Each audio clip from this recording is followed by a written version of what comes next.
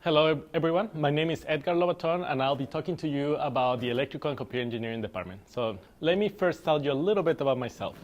So as I mentioned, my name is Edgar Lobaton. I'm actually originally from Peru, South America. I came here to the States when I was about 15 years old, finished up my high school over here, went to undergraduate in electrical engineering and mathematics at Seattle University.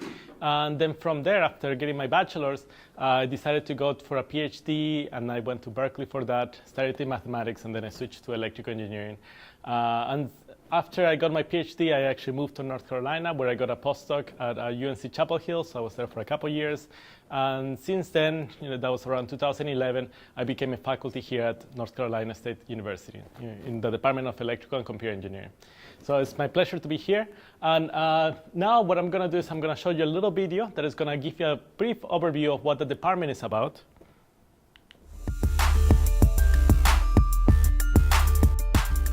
At NC State's Department of Electrical and Computer Engineering, we are working to address major challenges facing society today. These include the challenges having to do with energy in our future and healthcare, as well as economic development and manufacturing and jobs. Good examples of that are our two National Science Foundation Engineering Research Centers and a new Power America Manufacturing Institute. I think the NC State students that we've had in the past as interns, as well as our full-time grads, they're just very well-rounded. They have a good, strong technical background, but they bring a lot of soft skills as well. Our technologies that we're developing are also pushing the state of the envelope. And all of these technologies, even among themselves, can really push the industry in new paradigm directions. Well, welcome to ECE. So first, let me tell you a little bit about electricity, which is a subject matter of electrical and computer engineering, right? So first, electricity was discovered in the 17th century. And then the emphasis at that time was just to collect and manipulate charges, right? So that's what electricity, or engineering, I guess, at that point became about. First, we started with electrons, which at the time were actually a mystery. And then there was electricity, which was considered magic. So that made electrical engineers magicians. Of course, fast forward a little bit, now going into the 20th century, there were a lot of new developments in this area. At that time, it was just physics that we were talking about, and there were a number of people that actually contributed to this area. We had Alessandro Volta, Nikola Tesla, Thomas Edison, and Michael Faraday. Now, fast forwarding to the current time, to the present right now, there's a lot of new developments on this area, in particular on what would be considered electrical and computer engineering. So just to give you a few examples, let's talk a little bit about what we have for the power grid. So we're able to transfer or transmit electricity from one location, let's say some sort of plant, maybe a hydroelectric plant, all the way miles and thousands actually of miles away to some other location where we're able to turn on our TV. Since then, there has also been a lot of different developments. For example, first we had the discovery of, or I guess the design of a transistor, which is this electric switch that we use, which at the beginning was somewhat of a bulky design, and then we were able to miniaturize it to make it so small that we are able to now produce what we call computers, right? Since then, we have been able to develop new technology that actually make everything smaller and faster at any point. An example of that is actually what we have nowadays in our pockets, which are just our cell phones, which actually are small little computers that we walk around with. So what's the difference between science and engineering, and why do you want to study engineering? So scientists are actually trying to understand the forces of nature. They're trying to understand what nature is doing, what are all these different laws that we have present in there. Engineers, on the other hand, take that knowledge, that discovery that is done through science, and applies it to be able to enhance our life experience, to make our lives better. In particular, there's a number of challenges that engineers are looking at, are going after, and some of them include, for instance, sustainability, health, security, and also just in general, improving our way of life, so having more joy. So what's particular about ECE, or Electrical and Computer Engineering, is that at that point, electrical and computer engineering is actually electrical and computer engineers are problem solvers, and they actually try to solve different problems by applying these discoveries that I mentioned before, by making things efficient, fast or quick, and then less expensive. So just to give you an idea of the breadth of things that we actually work on, we can start with something as small as a computer chip, get to a satellite, work on medical devices, and also work on renewable energy. In particular, electrical engineers and computer engineers have a wide range of applications. So what we are doing is that we're taking all these different techniques, all these different tools, and we figured out how to actually design, build, and manage systems by using this knowledge that we gain. So why is this actually relevant? Here's one important fact. According to the Bureau of Labor Statistics, the demand for science and engineering workers will increase 3 times faster than any other job category this decade. And the majority of these new jobs will be in ECE. So that means that there's a big demand in terms of jobs and opportunities for ECE graduates as well. So now let's talk a little bit about the type of research that we actually do in our department.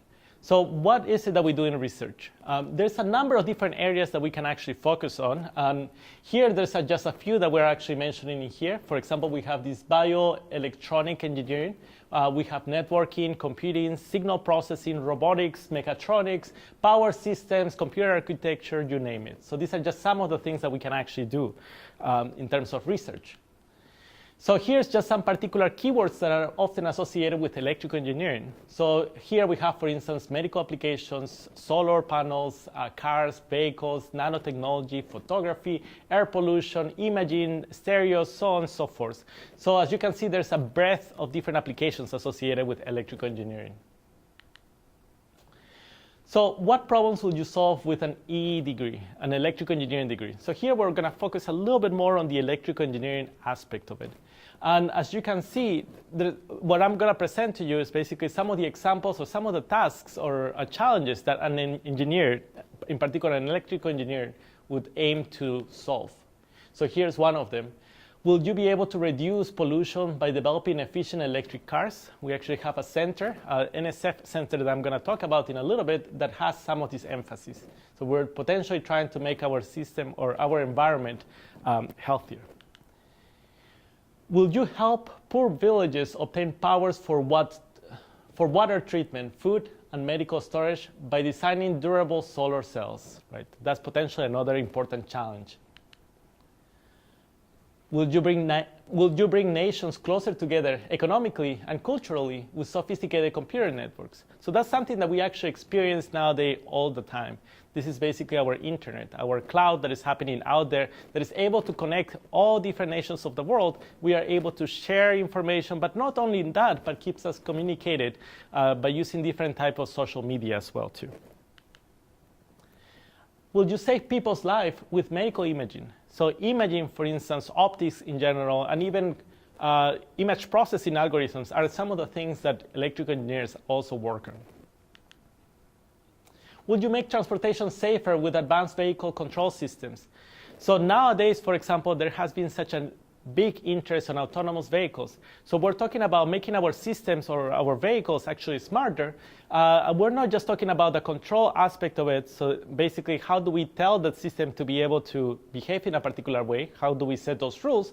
But we're also talking about how can the system, in this case our vehicle, becomes more aware about what's happening around it, right? It needs to understand that there's pedestrians, there's people in bicycles, there's other vehicles, and things are actually dynamically changing all the time, and it needs to be able to predict what is it that's going to happen at any given point. So at the end of the day, what's important is essentially what is it that excites you, right? So what is it that drives you, and what is your challenge or your particular objective to be able to become, to overcome. Now let me tell you about 2 particular centers that we have in terms of research. So these are the research that we do in our university. We are actually one of the few universities that has ever had 2 NSF research centers active at the same time. So this is one of them. It's called the Freedom Center. This one is actually dealing mostly with what is called the smart grid. So the smart grid is this collection of all these different homes, all these different units that can actually produce electricity. But these are not the standard power plants that we may be thinking of. It may be actually a collection of also some more dynamic or renewable source of energy, like solar panels or wind farms, so on and so forth, which give you electricity or power, but they actually fluctuate over time. So in order to accommodate for all these different type of fluctuations, then what needs to happen is that our power grid, our smart grid, need to be able to be efficient at determining how to route this information or this energy, and also needs to be very smart about this, of course. Then there's this other center that we have, which is called the ECE Center. The ECE Center deals with developing the next generation of nanotechnology-enabled devices. So by that, we mean that we're going to have small devices, wearable devices, something similar to what we have right now, for example, in our watches, that can actually monitor some of our physiological responses. Right? We may be talking about respiratory rate, heart rate, maybe some sort of indicator about some condition that we have, either heart condition, respiratory, maybe something like asthma, for instance, diabetes, you name it. But besides tracking our physiological responses, we're going to be tracking maybe something about our environment, something about what type of activities we're actually performing. And based on that, we want to be able to perform some sort of prediction or some sort of notification to an individual to warn them that maybe some sort of adverse reaction may be coming up. Right? And of course, the objective of these particular centers is not only to create more devices, more sensing modalities, and put them all together in a small factor, but also to reduce the energy consumption and develop or look into energy harvesting technologies such that these devices, at the end of the day, essentially become self-powered. Now let's talk a little bit about computer engineering.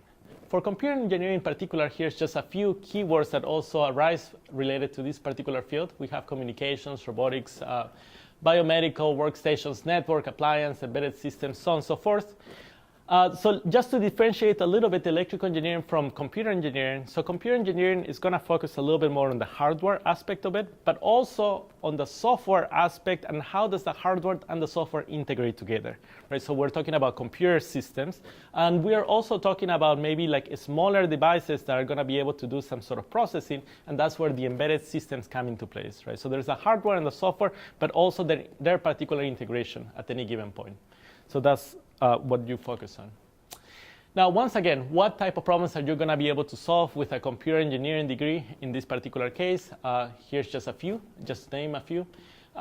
Will you find a needle in the haystack of the world's vast online resources of knowledge using computer networks?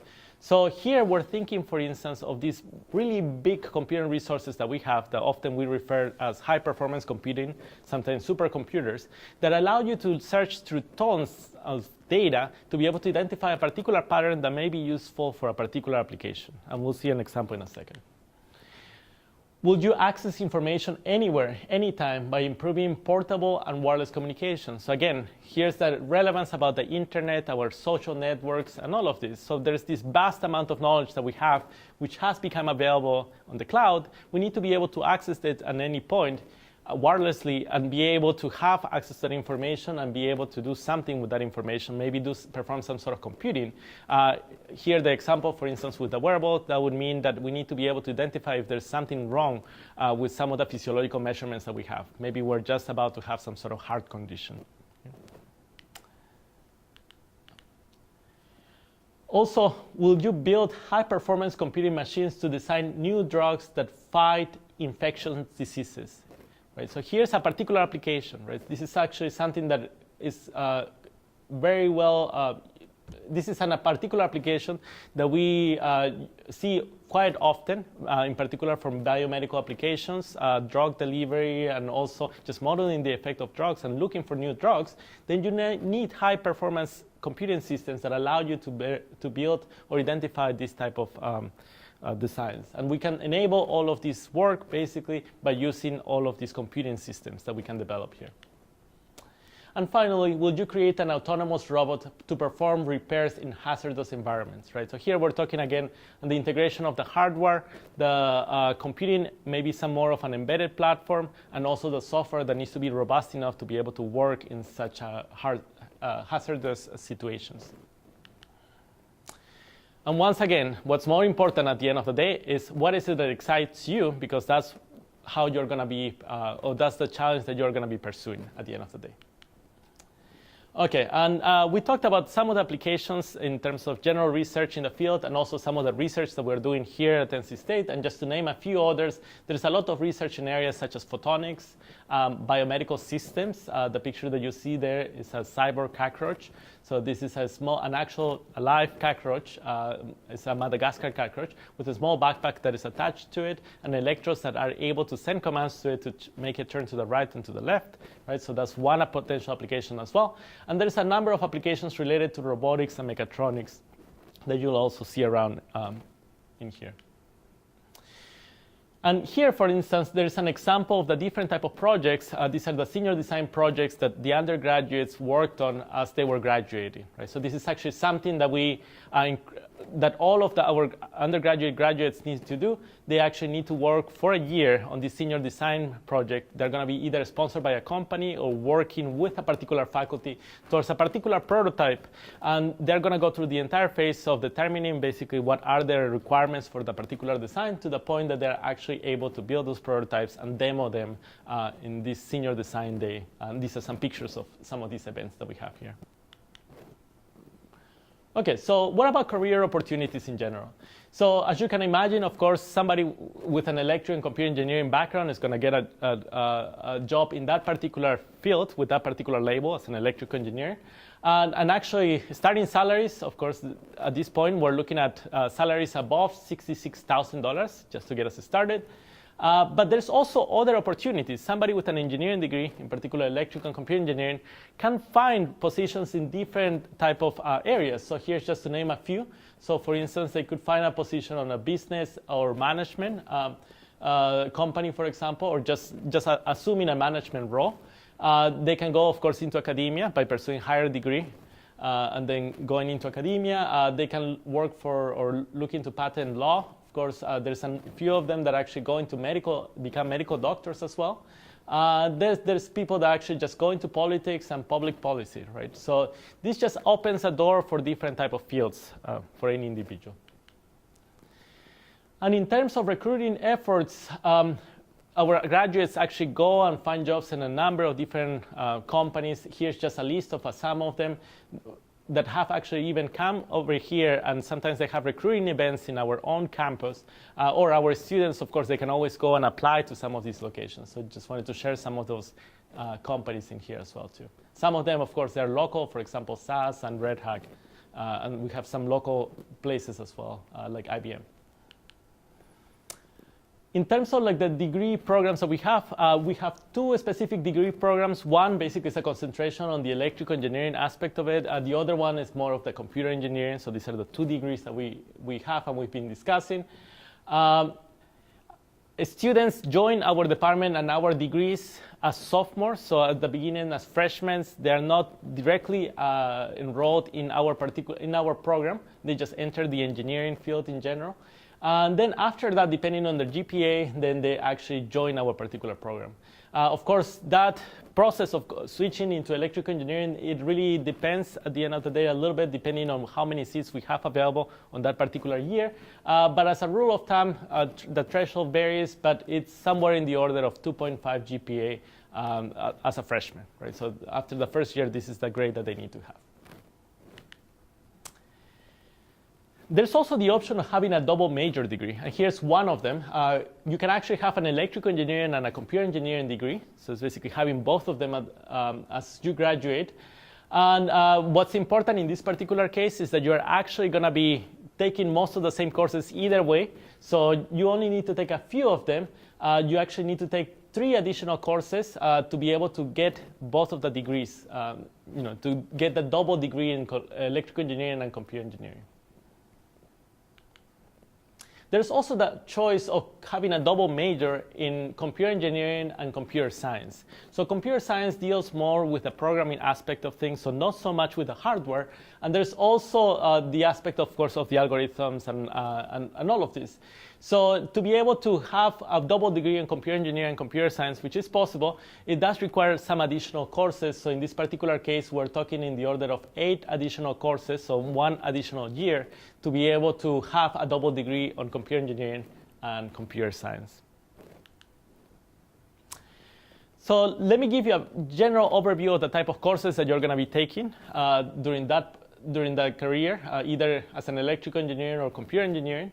So during your freshman year, there's going to be 18 credits that you need to take. Then there's these core courses, so the main courses either in electrical engineering or computer engineering, either 41 or 50 electives, of course, and projects around 31 or 22, depending on the specialization. And then there's the general humanities and physical education courses that you're going to have to take as an undergraduate. Those are 33 credits. So the normal full load for a student ranges a little bit, but it could be somewhere between 15 to 17 credits per semester, right? So each course is usually around 3 credits. So at the end of the day, if you graduate with an electrical engineering degree, you're going to end up with 122 credits. For a computer engineering, it's at least 122. For a double degree, you get 128, and the difference, again, 6 credits, and that's what we're talking about for a double degree. In terms of courses that you're going to be taking, here you see a little bit more of a distribution or comparison between the electrical engineering and the computer engineering degrees. So there's, of course, several things that are in common: the calculus and math courses and the basic physics, the basic computers. Some of the basic computer science courses are going to be all the same. But some of the differences, for example, is that electromagnetic field, the course on electromagnetic field is only required for the electrical engineering degree, not for the computer engineering degree. And if we're looking at something like programming, for example, the computer engineering degree requires an additional course at that point. There's digital systems as well, for instance, that is required for computer engineering, but it's not required for electrical engineering. But either way, there's always a set of elective courses that both of the degrees can actually take. So there's always a choice on what additional courses they can actually take. So here's a little bit more about the type of courses that they will be taking. Just to mention, I guess, a few things here. In particular, I guess the last line, we have the senior design project. Again, this is a course that both degrees are going to have to take. It's a year-long senior design project that they're going to be working on. That's actually relatively unique to our department. Not everyone does that. Of course, there's a lot of other universities that do that as well too. But instead of having just one single semester, we're looking at an entire year. So that gives them a lot more time to actually think about their designs, about their particular project, really develop some strategies, try something, and then actually, if that doesn't work, then iterate over and over again. And they get a lot of guidance from their instructors as of what they need to watch out for as they're going through this particular process. Here's some more of the humanities and physical education courses that they need to take. So humanities, the big chunk, for example, is in courses related to humanities and social sciences. We're talking about 20 credits at that point. So there's also another option, right? So now we're talking more into grad school, right? So once an individual is finishing up their bachelor's degree, they actually have a choice for either pursuing a master's and then a PhD or go directly for a PhD. Here, we actually have an option for an accelerated master's. Usually a master's takes 2 years, but for the special accelerated program that we have, it would only take 1 year. And the way how that works is that some of the electives, basically up to 4 courses on the electives from the electrical engineering or computer science or computer engineering degrees can actually count towards both degrees, the bachelor's as well as the master's degree. So that's something that they can take advantage of. And because of that, again, it would just be only 1 additional year to be able to graduate with a master's degree. And now, what's the benefit of doing that?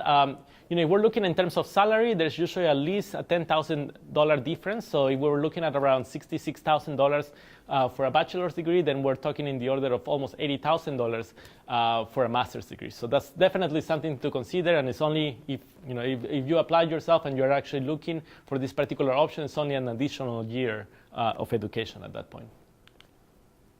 Of course, as I mentioned, there's also other graduate program options, and one of them, besides the master's, is a PhD, so the doctorate degree.